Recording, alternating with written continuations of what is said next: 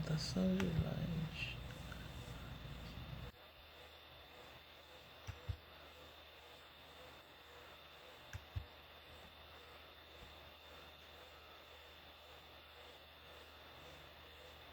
Ok.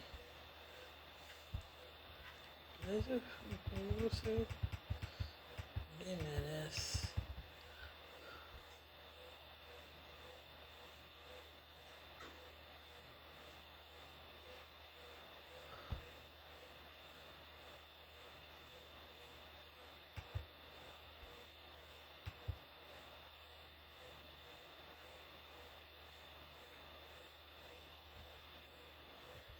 Link.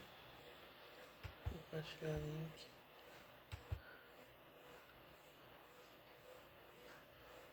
Eita.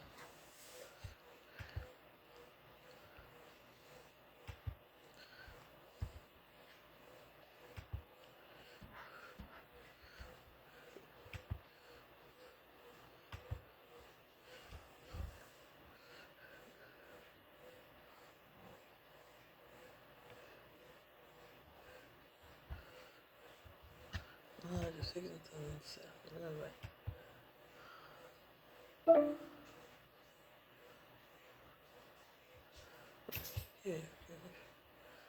Vocês estão compartilhando uma tela aí, não?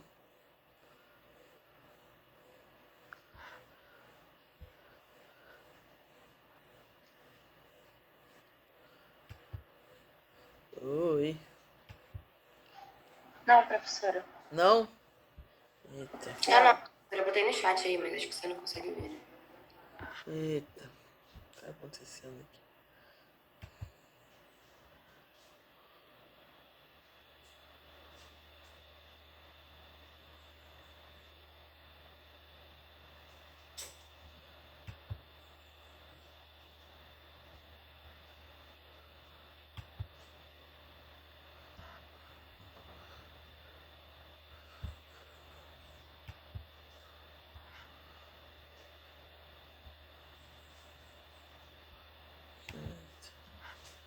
Não consigo compartilhar esse negócio.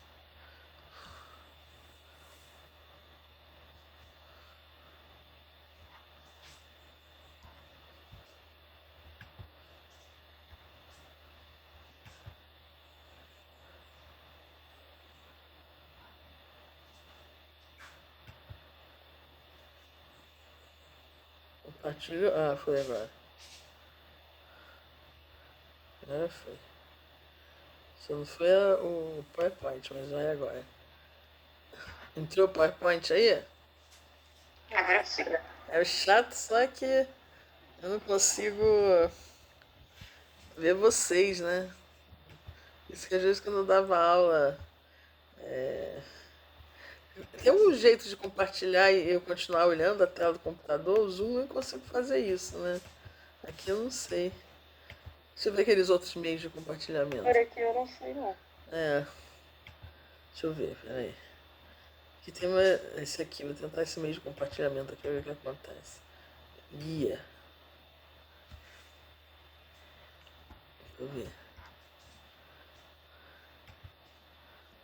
Um guia.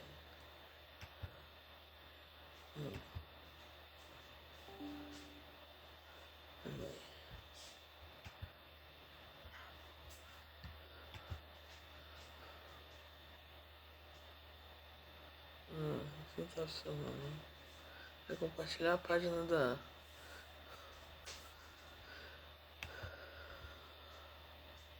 Esse aqui não rola. Deixa eu ver isso aqui. Na janela. Ver como é que fica.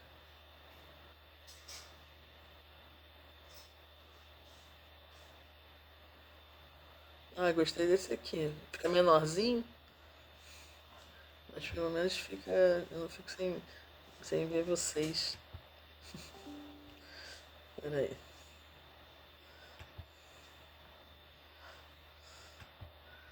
Vocês estão vendo o PowerPoint agora? Aqui no meu tá tudo branco. Ei, É, professora, tá com uma tela branca. Peraí. Agora voltou pra gente.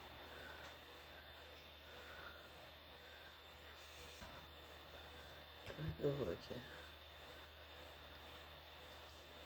Isso aqui não tá adiantando nada, né? Eu acho que você já tá compartilhando sua tela. Acho que só precisa ir pro PowerPoint. É, pois é, mas aí Mostra pra gente. não é que eu vou pro PowerPoint? Como é que eu saio dessa tela para ir pro PowerPoint? Essa é a questão. Deixa eu interromper. Volta aqui. Acho que eu tenho que. Como é que eu faço aqui?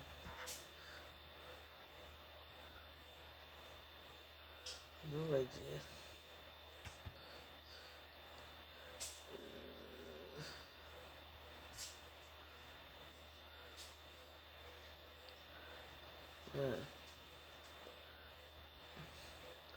Não sei como fazer usando esse outro aqui. Porque esse aqui eu consigo botar uma janela do lado da outra. Mas aí eu não consigo colocar aqui. Só aparece essa tela aqui. Eu não consigo compartilhar outra. Não aparece outra alternativa aqui. Aqui é a alternativa do PowerPoint. Assim, então. Por isso que acho que faz de propósito pra gente usar o Zoom, né? A gente quer usar o Google Meet. Fazem de propósito isso. Não é possível.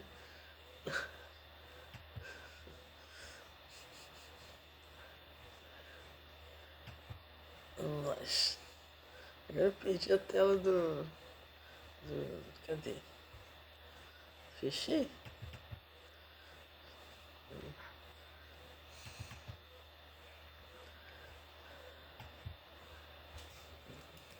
Vai a tela inteira mesmo. Não sei, o que é melhor? Vocês podem abrir o PowerPoint aí também, né? Eu não preciso abrir Sim, aqui. mas eu acho que o melhor é compartilhar a tela toda. Mas Aí é você bota no chato. PowerPoint como antes. E qualquer coisa a gente Eu fala fico- pelo microfone. É, chato, mas eu gosto de olhar vocês. Eu olhando a cara de vocês. É chato isso. Peraí. Acho que eu fechei pra frente pra abrir de novo. Sem graça. Compartilhar. Mas compartilhar é link, é outra coisa. Enviar uma cópia. Enviar o link. Né?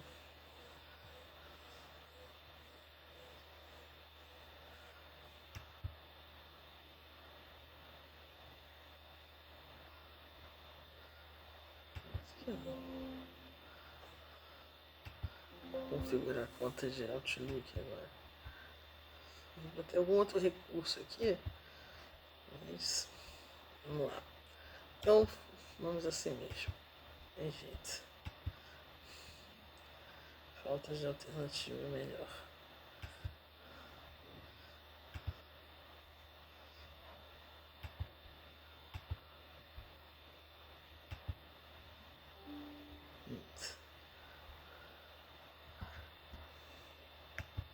Bom, gente. Peraí.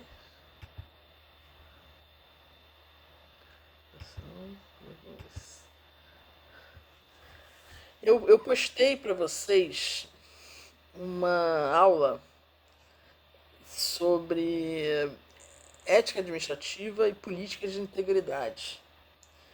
E um pressuposto importante dessa primeira aula aí, dessa segunda parte do nosso curso, que hoje a gente vai continuar, é de que a questão da ética administrativa é uma questão da ética pessoal, né, do administrador público e do governante, né, cada um dentro do seu papel.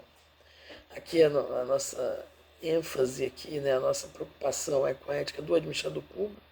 Existe algo em comum entre a ética, no sentido lato, né, a gente pode dizer que tudo é ética pública, a ética do governante, a ética do administrador público, ainda que existam diferenças aí substanciais entre elas, sobretudo que é indiscutível que existe ali alguma discricionariedade, né, política na ação do governante. E a discussão toda, né, que a gente, vamos dizer assim, a parte principal da conversa, né, que eu gravei, era a discussão em torno da eventual existência de uma discricionalidade do administrador público. Porque dentro daquela visão, daquele modelo da dominação legal, da teoria da dominação legal lá do Weber, a, a ideia seria de que o administrador público, né, aquele que está dentro da estrutura da administração pública, ele tem que agir jungido totalmente pelo que a lei prescreve. Então, o grau de discricionalidade que ele teria dentro da ótica seria muito pouco, ou zero, né? E por isso mesmo, ele nem seria plenamente satisfatório para um administrador público, usando a teoria lá aquela teoria do desenvolvimento moral, né, que a gente viu lá no texto da Freitag, da Bárbara Freitag, no primeiro texto, seria plenamente suficiente uma ética convencional. Né? Então, para o gestor público, para o administrador público, basta saber cumprir a lei, né? Cumprir as ordens, cumprir a lei. Né? Ele não precisa criar alguma coisa, pensar, né, de uma forma mais ampla sobre o que é o certo, o que é o errado, né, para tomar as suas decisões administrativas. E o texto, ele vai, o capítulo 3 lá do Ética Pública e Bom Governo, né, do Mendieta Sanches, que é o nosso texto base para a aula passada, ele vai contestar, né, essa ideia. Né? Vai dizer que existe uma discricionariedade do gestor público, do administrador público. E vai apresentar algumas razões pelas quais essa discricionariedade ela existe. Né? Então, dentre outras, que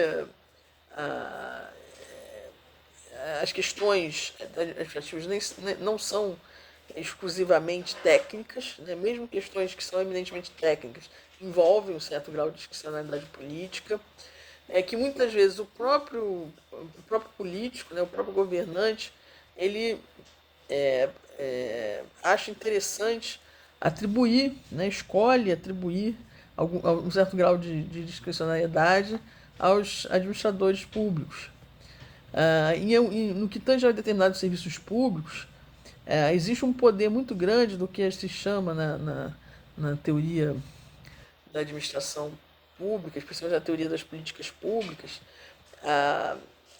do burocrata, daquele burocrata de rua, né, que se chama, né, de fim da linha lá, aquele burocrata que tem o contato direto lá com o cidadão na prestação do serviço público. Se a gente pensa em termos de saúde, por exemplo, né, existe um poder muito grande daquele enfermeiro, daquele médico que está lá efetivamente atendendo as pessoas. Pois bem, essa, dentre outras razões, né, a contestação mesmo a uma teoria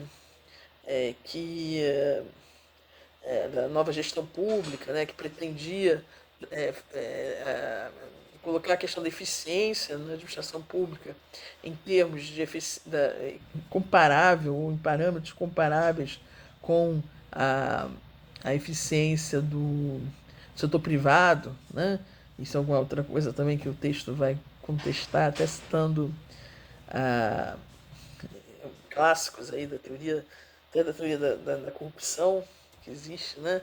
Para mostrar que muitas vezes a solução, né, que é essa equiparação com o privado, ou a privatização, muitas vezes, não resolve os problemas de corrupção que existem. Né?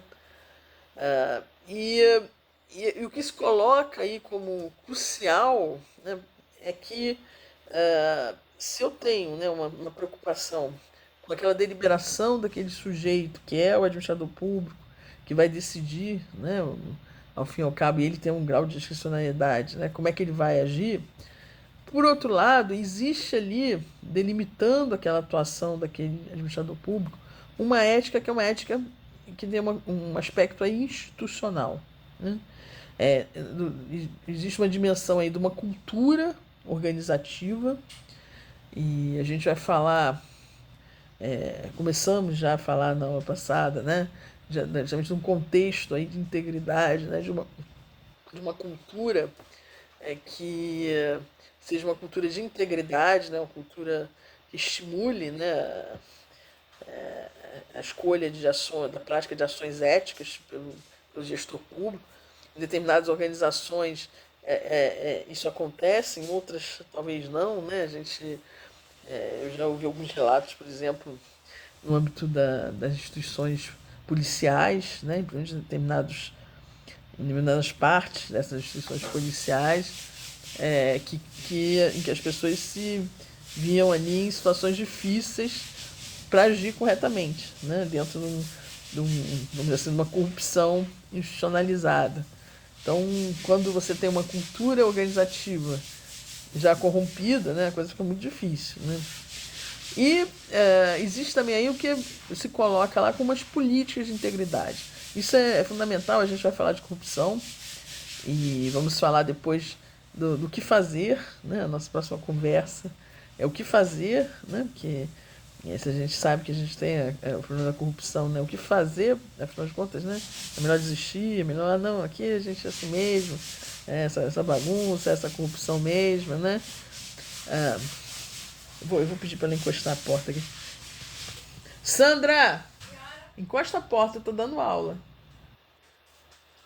Dá uma encostadinha, por favor. Encosta a porta. Tá. Desculpa a interrupção. E o que fazer, né? O que fazer para combater, né? Mas no combate à corrupção e no estímulo a comportamentos mais íntegros, né? E, portanto, o estímulo a que não haja a prática de ações antiéticas, né? Que sejam não éticas por parte do administrador público, existe aquilo que se coloca genericamente, globalmente, né? São elementos destacados aí. Se a gente vai ver qualquer manual por algum desses organismos internacionais que trabalham essa questão do enfrentamento à corrupção, vão ser unânimes, né? Que são importantes aí para que haja o fortalecimento da integridade, né? E a gente acaba, por consequência, também prevenindo a corrupção, né? Evitar que a corrupção aconteça, porque esse é o grande desafio, né, dos países que conseguiram avançar aí no combate à corrupção, é que eles não só punem, né, a corrupção que aconteceu, mas conseguem evitar que ela aconteça, né? Esse é o grande passo aí que tem que se dar ainda, né? A gente avançou um pouco aí com todos, né, com todo o lawfare, com todas as dificuldades que aconteceram, mas a gente avançou um pouco na questão da punição, né, dos atos corruptos, né? Mas o ideal, o que, vamos dizer assim, surte mais efeito é você ter mecanismos institucionalizados que evitam, né, que evitem, que previnam a corrupção. Isso tem a ver com essas políticas de integridade da administração pública, como a gente mencionou aqui, né, para começar, códigos de conduta, né, códigos éticos específicos para os servidores públicos, né, e para os agentes públicos, para o administrador público, somente essas carreiras mais sensíveis, né, e mais sujeitas, talvez, até a presença ali da corrupção, né? Então, você ter códigos de conduta específicos. Mas professor, a gente tem um código de ética do servidor público, né? Não sei se vocês já pegaram para ler esse código de ética do servidor público, existe até. Ele é bem amplo, né? Bem genérico, né? Então, a ideia é você ter um código de ética concebido de baixo para cima, ou seja, os próprios gestores públicos, os próprios servidores públicos vão discutir, chegar a um acordo ali com relação àquele código de ética, né? E vão estabelecê-lo dentro das circunstâncias específicas de atuação daquele servidores dentro daquele órgão, né? Para ele ser bem moldado ali ao trabalho daquele órgão, às dificuldades eventualmente éticas daquele órgão, né? Não ser uma coisa muito ampla, com princípios muito amplos, porque aí acaba perdendo a efetividade, né? Podemos falar também aí dentro das políticas de integridade os cursos de ética, né, que existem alguns, a Unirio, né, organizou um curso de ética algum tempo atrás aí, mas infelizmente não existe uma se a gente ver o resto da administração pública, né, não existe uma preocupação muito grande, né, em investir em formação em ética. E essa formação em ética mas como é que seria esse curso de formação em ética?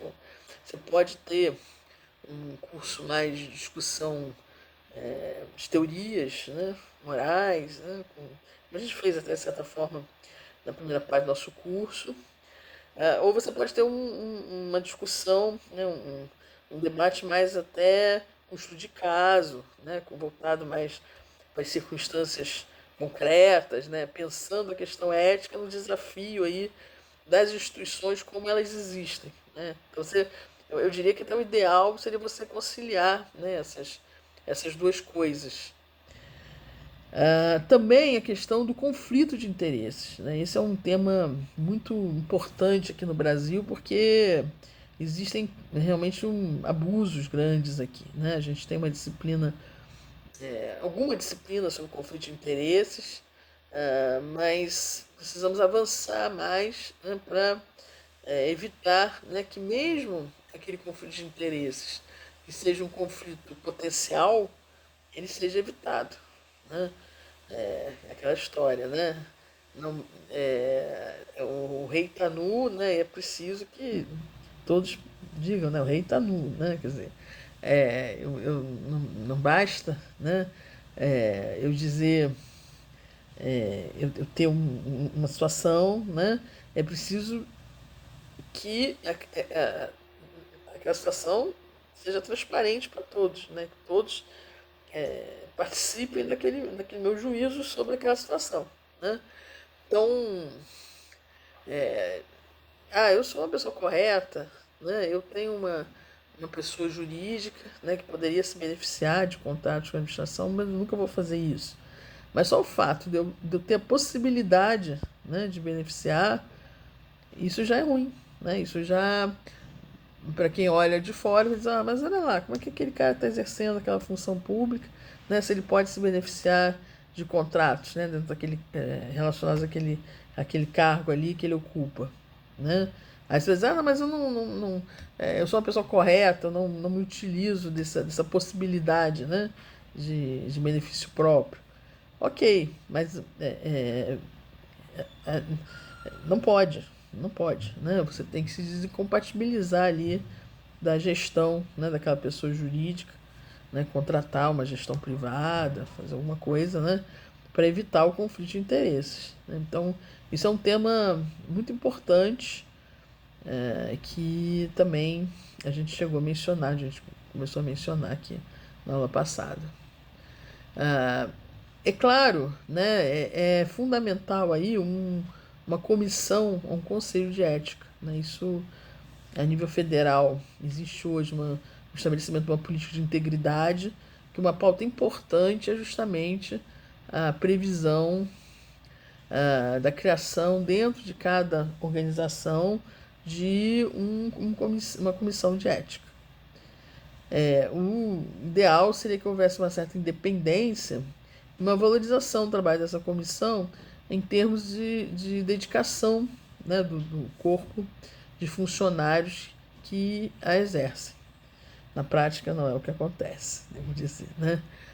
Normalmente as pessoas que são designadas pelas suas comissões são em grande parte designadas sem prejuízo de outras atribuições, e essas comissões de ética funcionam dentro do sistema geral da administração pública, né, dentro da hierarquia da administração pública, sem nenhum mecanismo que efetivamente garanta uma independência por parte dessa comissão. Né? Isso é uma coisa que a gente precisa avançar. Né? A ideia da criação dessas comissões de ética é que elas possam, em caso ali de dúvida, né, em relação a questões de integridade, elas possam até ser consultadas previamente pelos próprios administradores públicos com relação à decisão, à solução correta a ser tomada. E é claro, né, temos que pensar em todos os mecanismos de controle interno e externo que devem funcionar. Né? O próprio controle jurídico, né, exercido pela advocacia pública, né, falando aqui, né, sou procurador da Fazenda, advogada pública, né, é uma parte importante aí. Muitas vezes o administrador público enxerga, né, esse controle jurídico como eu já fui chefe de consultoria jurídica, sei bem disso, né? É como se fosse um obstáculo, né, ao sucesso das suas atribuições, né? Aquele órgão jurídico só cria dificuldade, né? Não percebendo justamente que esse controle jurídico é uma parte importante aí da integridade na gestão pública. Os controles financeiros, né, que devem existir, orçamentários, né, a questão da gestão de recursos humanos, né, toda a transparência, né, na gestão de recursos humanos no âmbito público. Né, tudo isso são determinantes importantes aí para as chamadas políticas de integridade. Então, a gente falou sobre isso já na nossa conversa passada. Agora, fiz essa introdução aí porque hoje nós vamos falar daquilo que a gente pode considerar um desvio maior, né, da conduta dentro da administração pública. Nem toda ação que fira a integridade pública ela é um ato corrupto. Né? Eu posso ter, por exemplo, um servidor público desmazelado, né? Indisciplinado, né? E não é um servidor público corrupto, né? Ainda que existe ali uma questão de integridade pública, né? Faltando aí, né? na conduta desse servidor. Né? A corrupção ela é uma parte importante aí dessas ações que ferem a integridade pública. Né? E são aquelas que causam um maior escândalo até, devo dizer. Né? Talvez as mais graves ações não íntegras, elas normalmente são constituídas por atos corruptos. Né? Mas o que é a corrupção? Esse conceito às vezes é utilizado de forma muito ampla e muitas vezes sem a devida precisão. Então, o primeiro desafio que se tem aqui é tentar encontrar uma definição do que é a corrupção.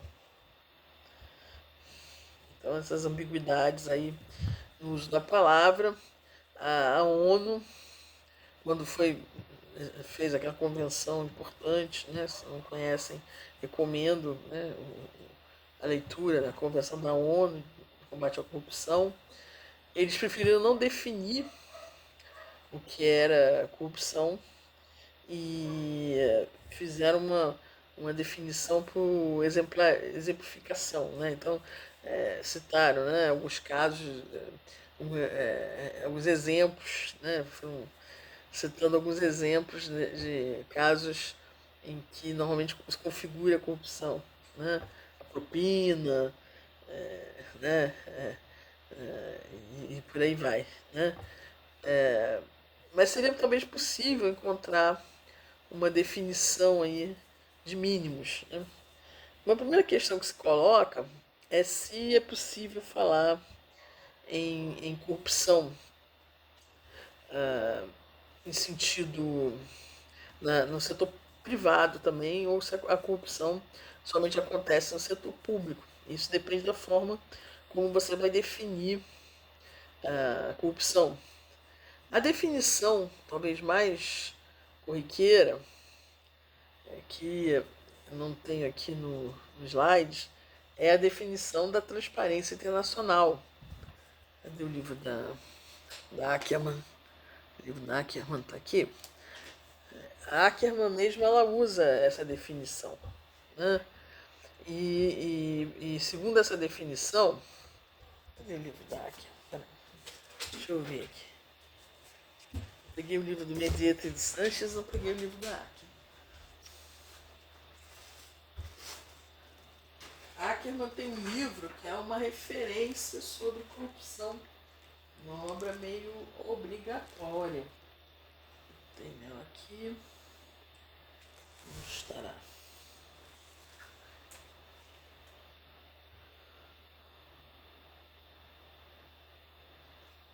Encontrei ela em português, vai. Tirar em inglês.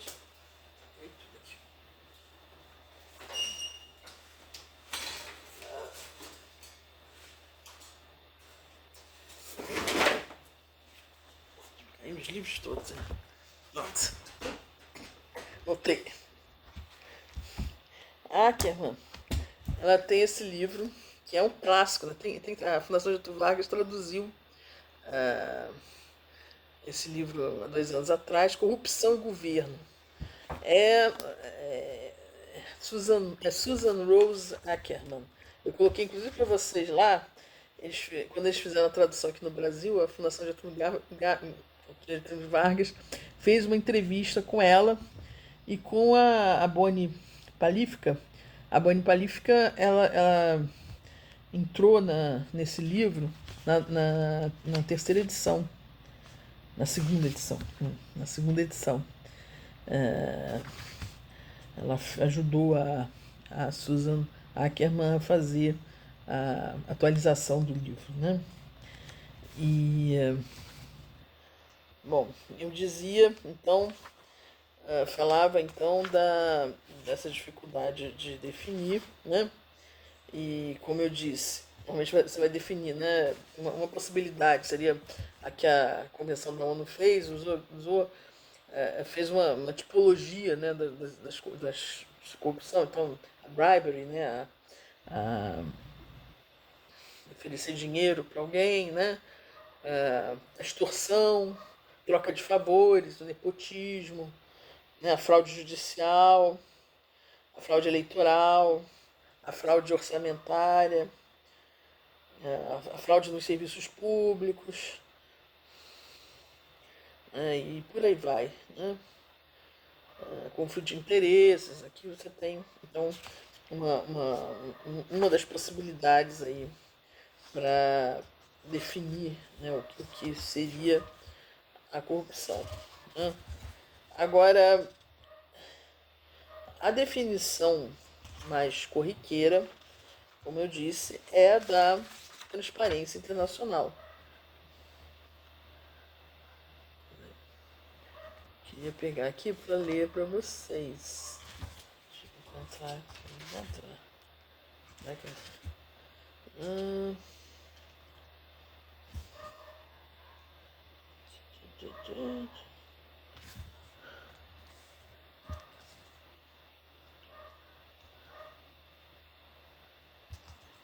Eita. Então,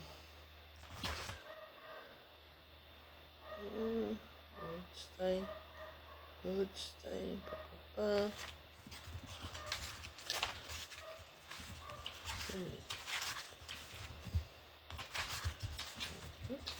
Eles mudaram aqui essa parte inicial.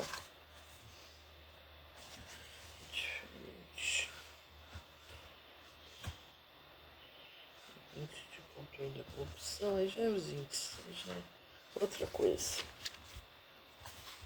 Bom,